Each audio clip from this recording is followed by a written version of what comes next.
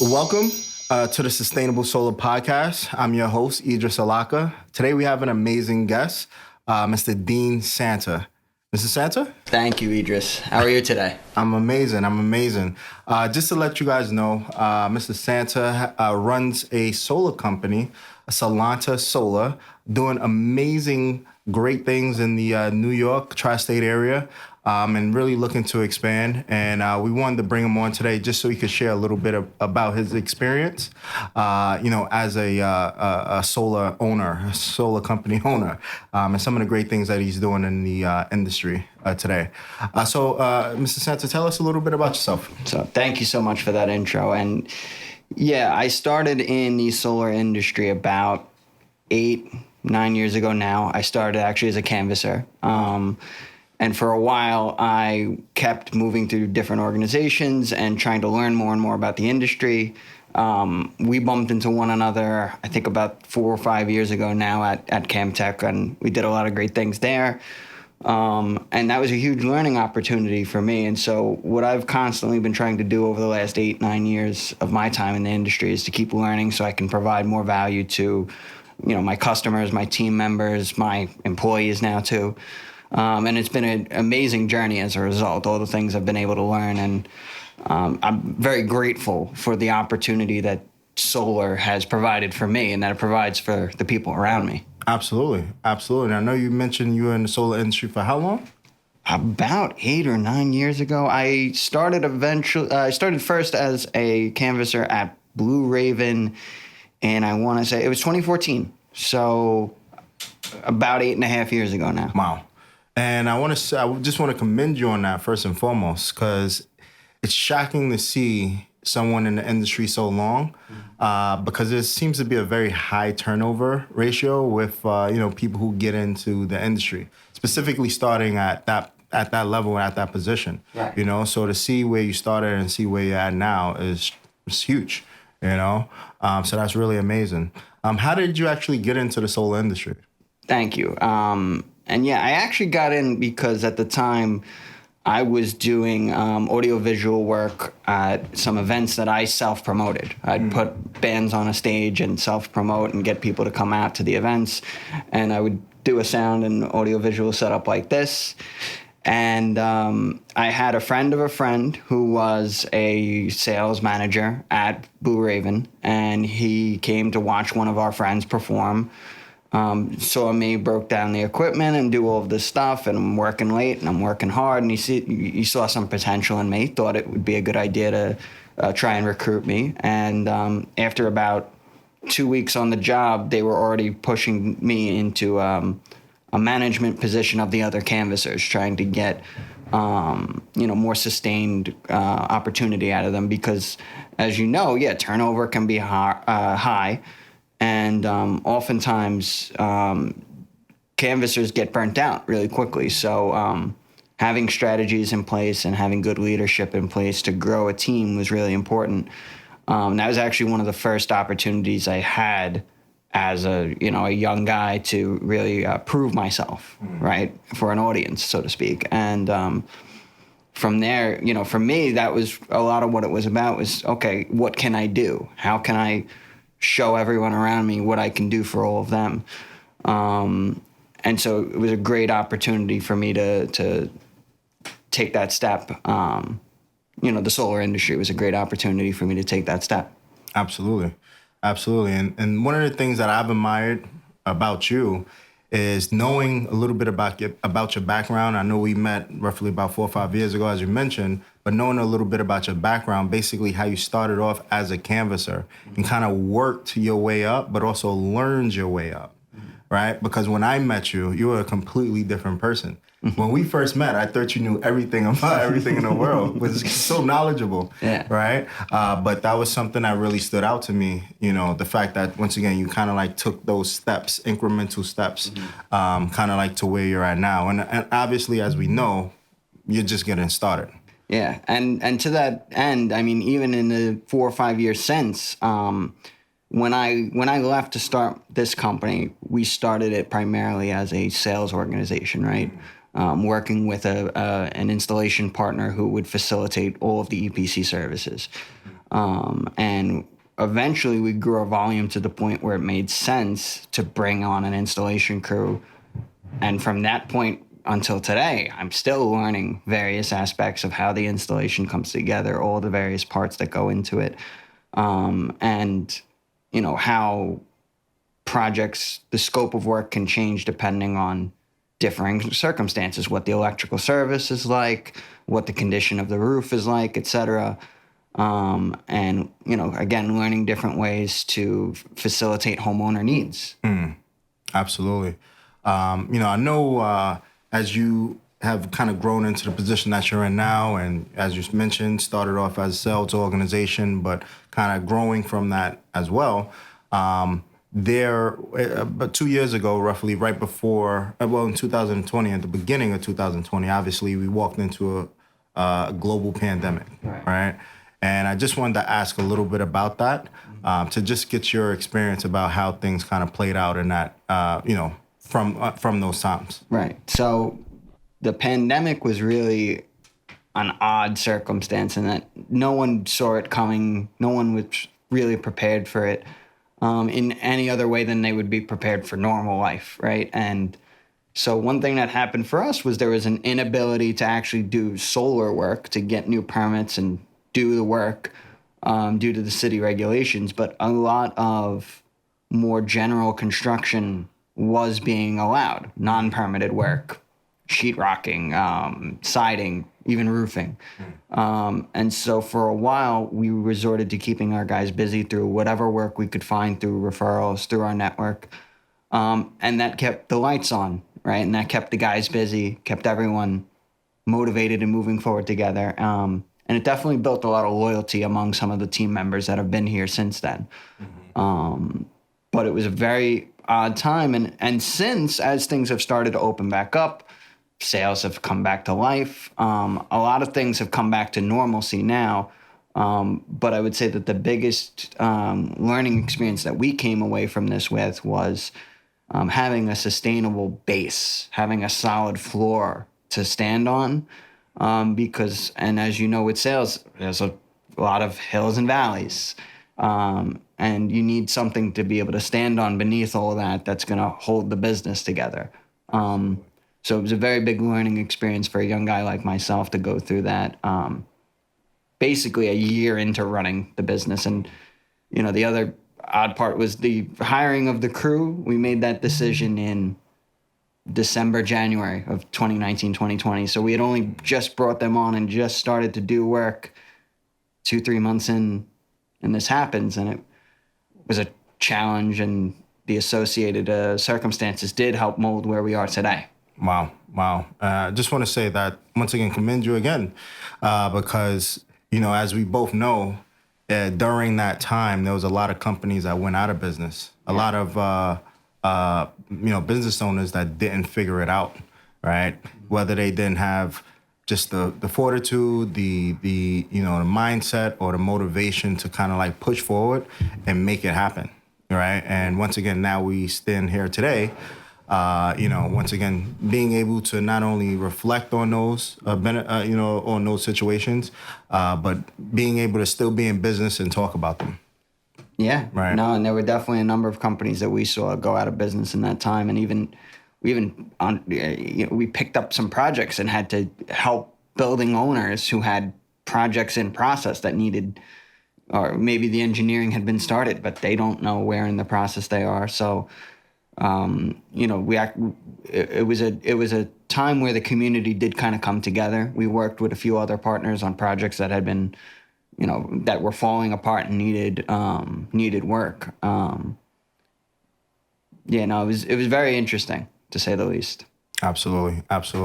Well, with that, we're going to go ahead and take a quick break, and we'll be back in a second. Projected savings, 30% or more. Those I've spoken to, my sister in Florida has it, and a friend of hers, an attorney in Maryland, which is the temperate climate, like where I am here, he has it, and he told me that you can't go wrong. He's saving on his bill.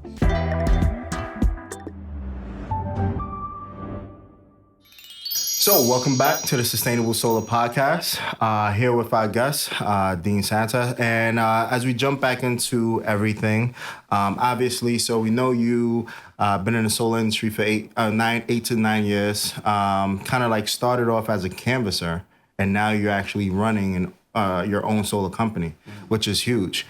Let me ask, what would you say would be one of the biggest challenges that you faced running your own solar company?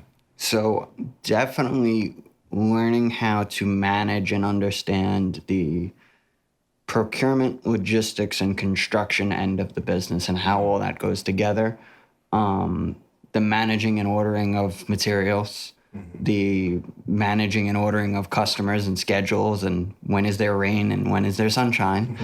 And then the installation crews, actually managing that there's a quality install done, that they have, everything they need for the specific job. Things obviously change job to job. And just, how all those three parts go together is the area of the business I knew the least about when I started.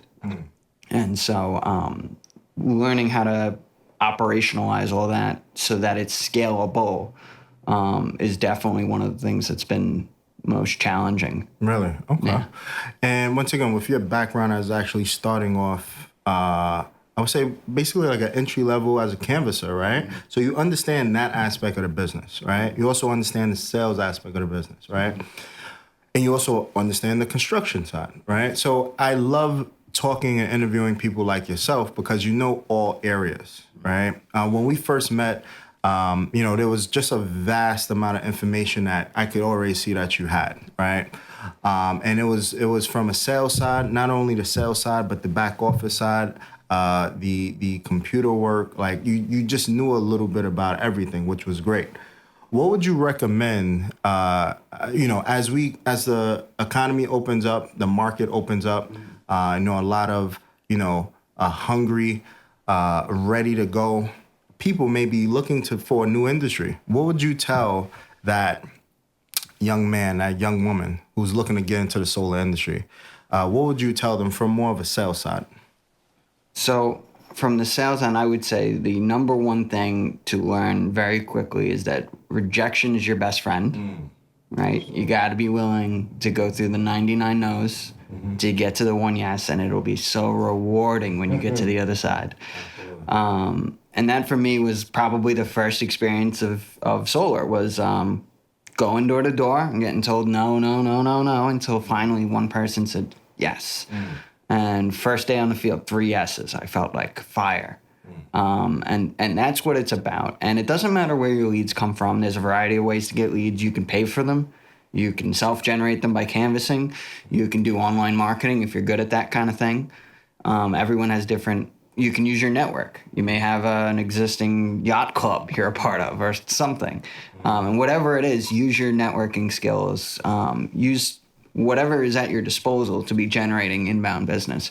And once you've developed a good enough reputation within the industry, the referrals are going to start coming. And that's where the real success comes, is when one happy customer refers their friend or their family member, and you start to grow that network outwards. I know you're an excellent example of that, as that's how a lot of your marketing gets done. But that's really the key, is to start somewhere. You want to put 60-70% of your time into one of those avenues that works best for you, whether it's canvassing or online marketing or networking. And the other 20-30% of your time should be spent on the phones following up with anyone that you've previously met. And once you have a solid, sustainable pipeline, 4, 6, 7 installs per month, and you've been 2-3 months in the industry, you'll start to see those referrals flowing in. Absolutely. And, it's funny you say that, because when I got started in the solar industry myself as a sales consultant, I didn't know that, right? And I had a very hard time generating leads, understanding the solar industry fully, because it was just kind of like a completely different world, right? But something you did mention as far as, not only like focusing on your network, but also getting referrals.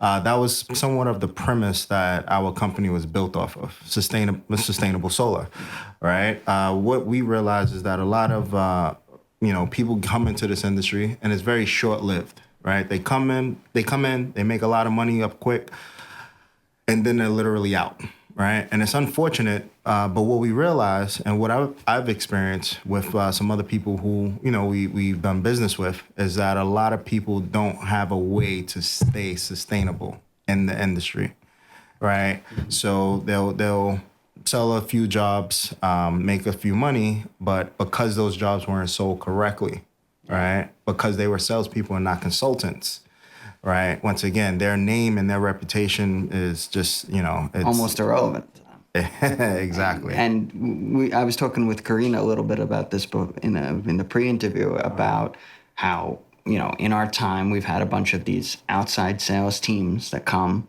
They want to sell jobs in New York. They've sold in California. Why can't I sell in New York? And they don't know the market. And they don't know the market, man. This is the opposite of the Wild West. Everything's locked in. You got to do it the way they say, or Absolutely. yeah. So New York City is a very interesting place to do business, and we've had, a number of our sales dealers, customers who are left with bad expectations. Right? Oh, you're definitely going to get the tax credit. Oh, I'm going to give you a year free, and then dip. And there have been a few of those cases where we make good on that promise because our reputation's on the line too. It's our name on all of the paperwork and all. They may have sold the contract, but we're the ones obligated to make the customer happy. Absolutely. And we take that as seriously as you need to. Absolutely. But yeah, there's been a lot of that come and go. And, one of my points was that bringing some degree of sales inside the business to create a sustainable floor was really important for us. Correct. Less dips and valleys. And then that's a good transition to the next question is, once again, from the sales side, obviously that's what you started off with. But now as you're making a transition into the construction side of running a solar company, tell us a little bit more about maybe that young man, young woman looking to get into the solar industry, but more from the construction side, whether it's installing, doing a site survey, and all other facets of the other business as well. So, in the wake of COVID, there's been obviously a lot of, people and new opportunities bubbling, right? And people want to know what's out there. Solar is great in that you can get an entry-level position knowing very little about how the construction end of the business works and still be getting 20, 25 an hour, right? And some of our top technicians are making 40, 50, 60 an hour, depending on the level of skill. And it, everybody still likes to advocate for college. I'm a college dropout myself. Didn't know what I wanted to do. Bounced around a little until I found it. And the trades are a great example of how anyone can do it if they just put their mind to learning something. I mean, with the advent of all the technology that's happened in the last 15, 20 years, you can learn anything on YouTube, man. You Absolutely. can learn anything. And 3/4 of when I want to show one of my technicians how to do something, Pop up YouTube. Three times out of 4, I'm looking it up on YouTube and send it to them. The 4th time out of 4 is the manufacturer's guide. Yep. Yeah, more often than not, the YouTube video is actually easier to grasp because you're watching a real person do the thing. And so it's a really great and really easy industry to break into, and there's a huge amount of opportunity. I know we're constantly looking for electrical technicians.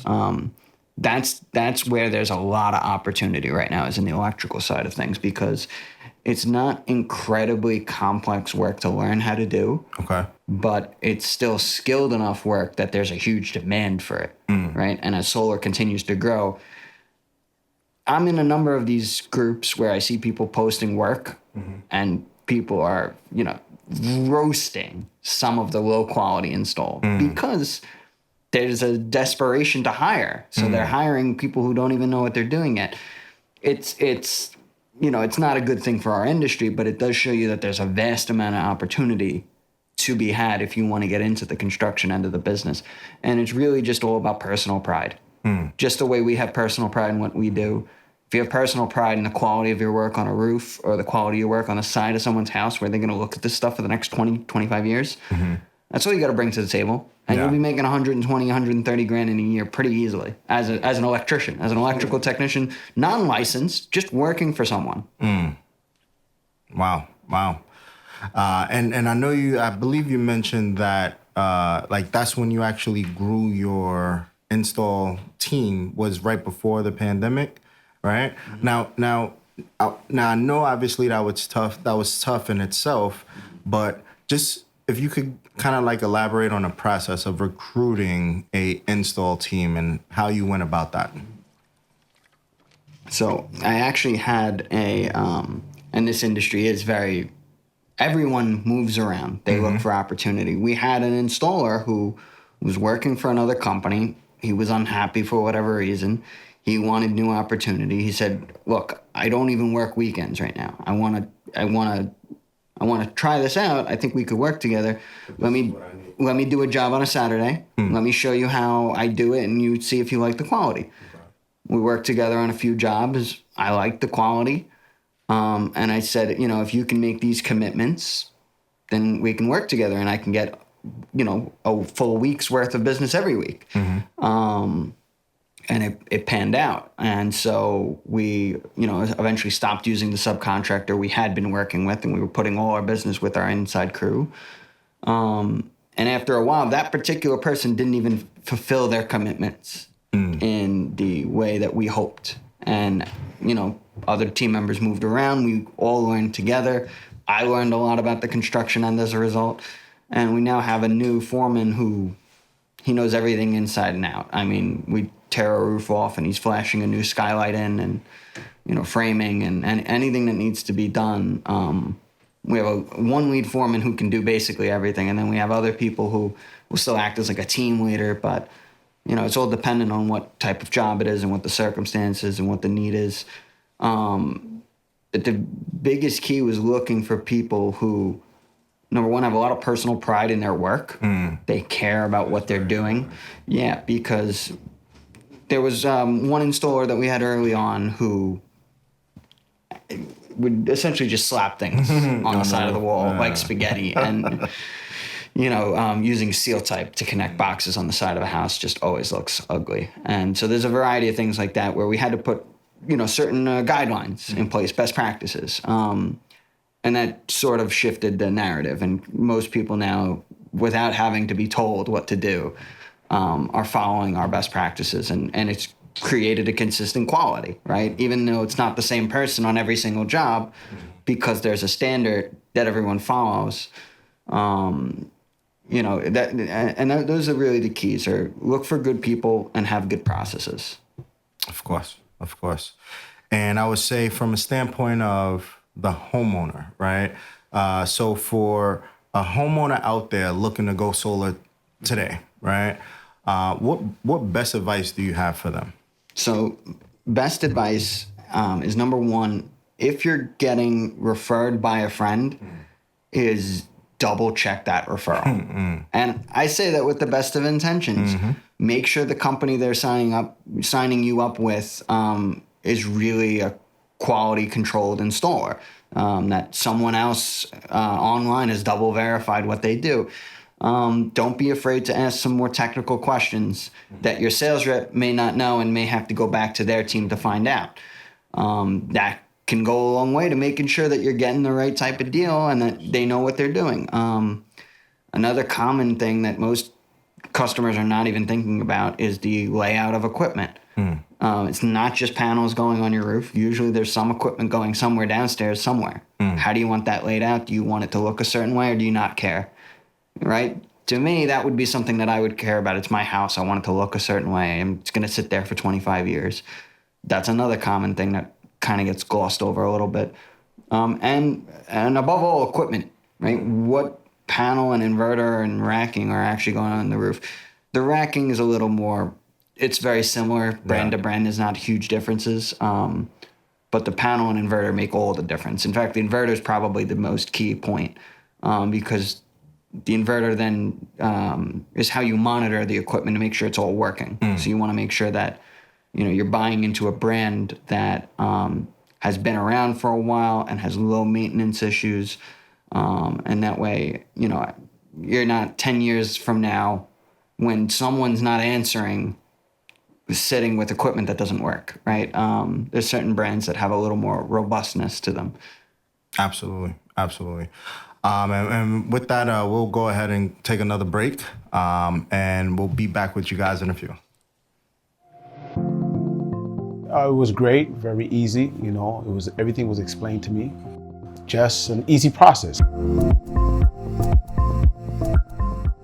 Idiris was my consultant. He was very helpful, broke down all the details, went over everything with me in terms of the pricing, how we're going to save in terms of money, how the system works, everything in detail, what I'll be saving, why solar is good to have, and all of that.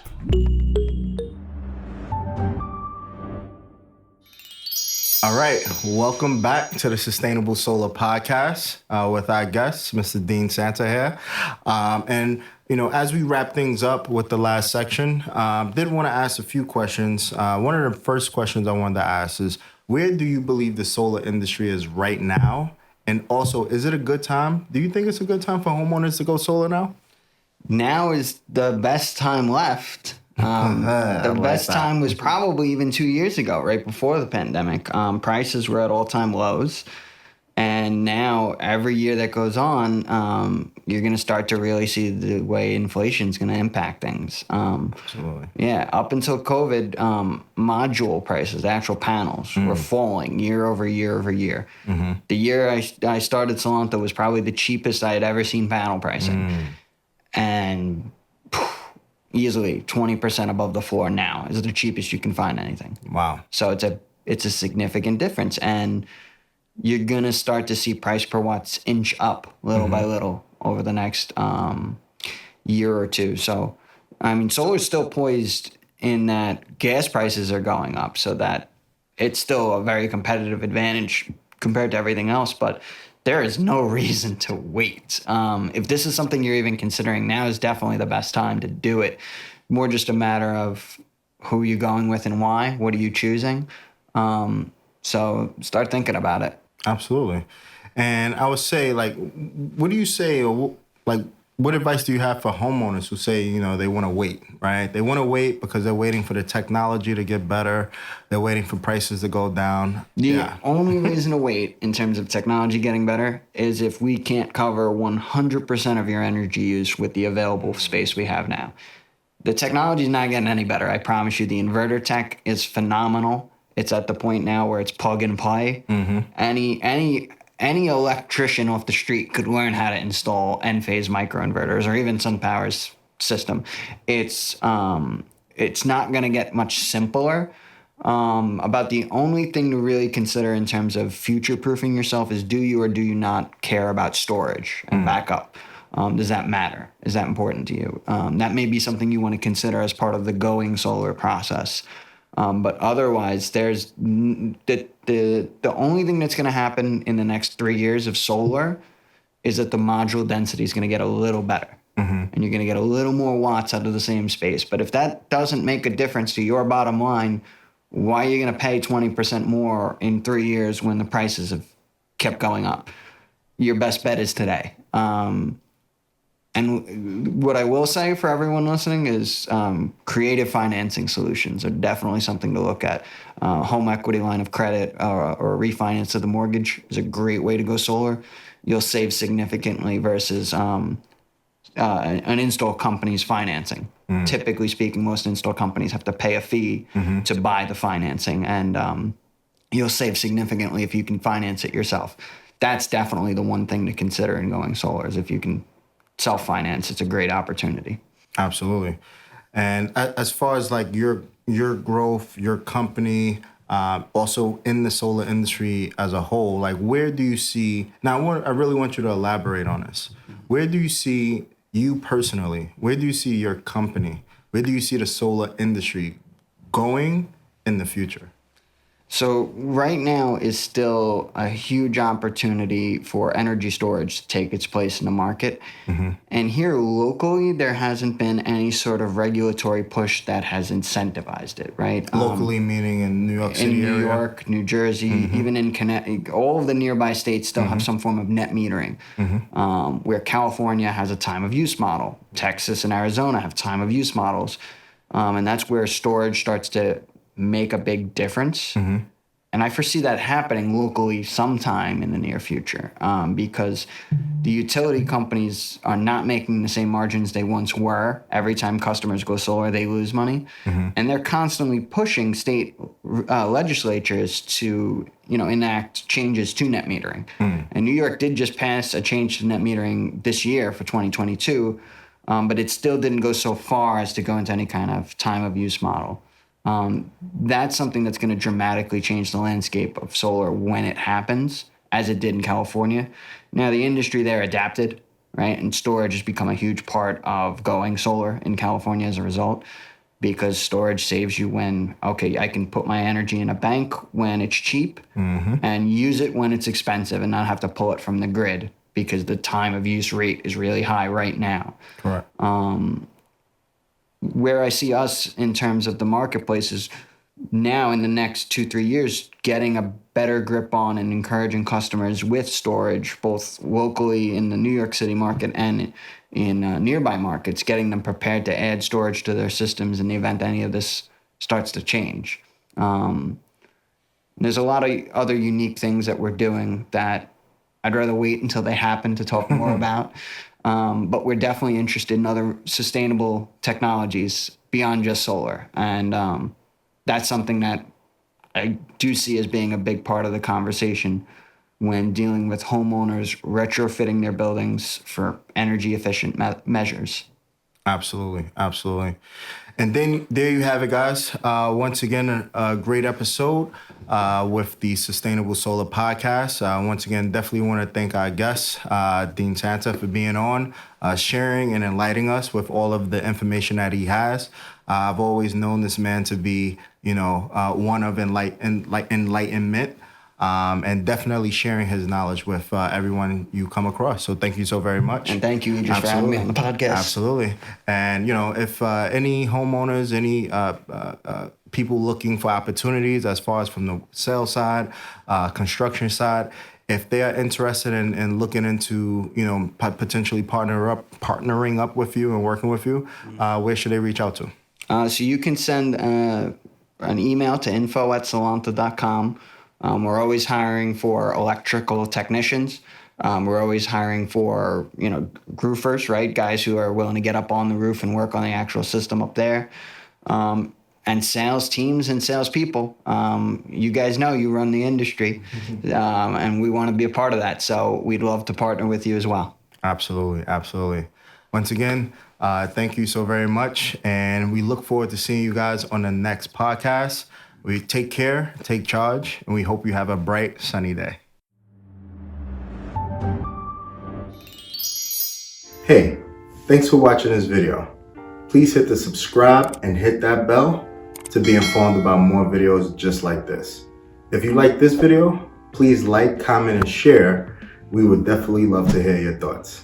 Take care and have a bright day.